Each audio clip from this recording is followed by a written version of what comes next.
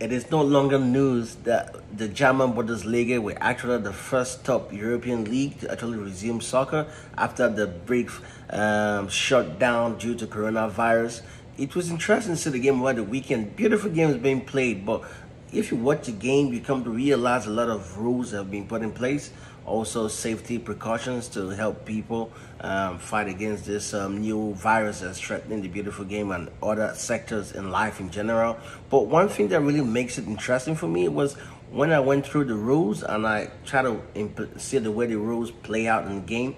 It was kind of funny and a little bit contradicting, if I must say that. It's just my view. I'm not saying about view, but in my own view, it was kind of funny to see it. Because one of the first rules is that, which is very justified, was that players need to be tested before the games and also after the games before they're allowed to play to see if they have the virus. And if they do, they have to be quarantined for another 14 days before they're allowed to come and jump back the team and train. Fine, that is perfect. The second one is an interesting one that really got me really laughing. Is when you score a goal, you do not celebrate with your teammates. When you score a goal, you do not celebrate the teammate.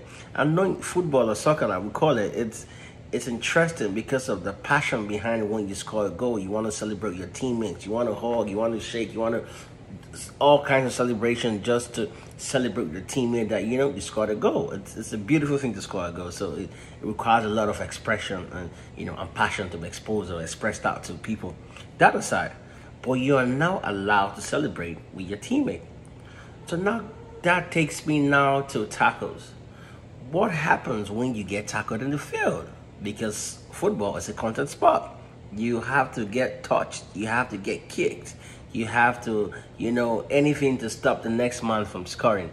Anything to prevent the goal from coming in. You bring people down. It's full of contact. You can avoid contact in the game of football. But you can allow to celebrate. So that really trying to make me, it was really funny for me to see that part. I'm like, watch it. Even when Hanland scored, meanwhile, Hanland, that lad is crazy. The Dutchman kid is amazing.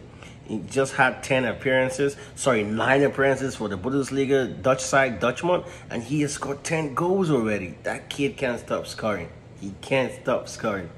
Another thing I want to talk about is the rules is 300 people are allowed to be in the stadium, and those 300 people encompass of the team management, the coach, the players, security, the cameraman, and just little people around that makes up the whole sport to be safe, televised, and orderly. Mix up those 300 people that are only allowed to be in the stadium. Then managers are all allowed. They all should wear masks at all time. Put on their masks. They should only bring their masks down when they want to yell and give instructions. And apart from that, even the bench players, substitute players, are all to wear their masks to the bench and keep 6 feet apart. So it was really interesting to see this because this has never happened before. We've never seen any kind of thing like this before. But seeing it was interesting to see how it would play out. And to be honest, I must give it to the German Bundesliga Federation. They did a wonderful job, and it's so clear now that other leagues are going to follow because they're going to take Germany Bundesliga as a case study to say social distancing in soccer for now is possible, and we can go back to a league and close the league the way it should be closed, at least for now, before we see what other safety measures are being taken before the next league comes in.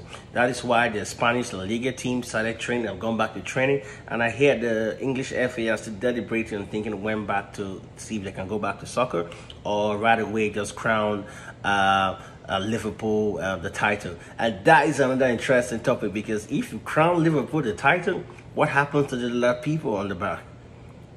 Are they going to be relegated? What about the other team coming from Premiership? Are they from the First Division, the Championship? Are they going to be promoted? So it's going to be a little bit crazy, because what it means if they automatically crown Liverpool as champions, it means that this season we now have a relegation system, which means the bottom 3 teams will not be relegated, which means they're still going to remain in the team. And what happens to the championship sides are already looking forward to promotion due to the fact that they're playing very well. Automatically, they've lost that spot. And the sad part about it is if this top 3 teams in the championship this season do not make the top 3 next season for promotion, then it's going to be sad. It's even going to be sad if The other teams, well, that doesn't really matter though. What's really matter more is if the championship side, the first 3 teams in the championship side are supposed to be promoted this season to not make it next season, then it's gonna be really, really, really sad. But apart from that, it was a beautiful weekend. We look forward to more teams opening up, and our beautiful game is back. We want to watch more games. Thank you.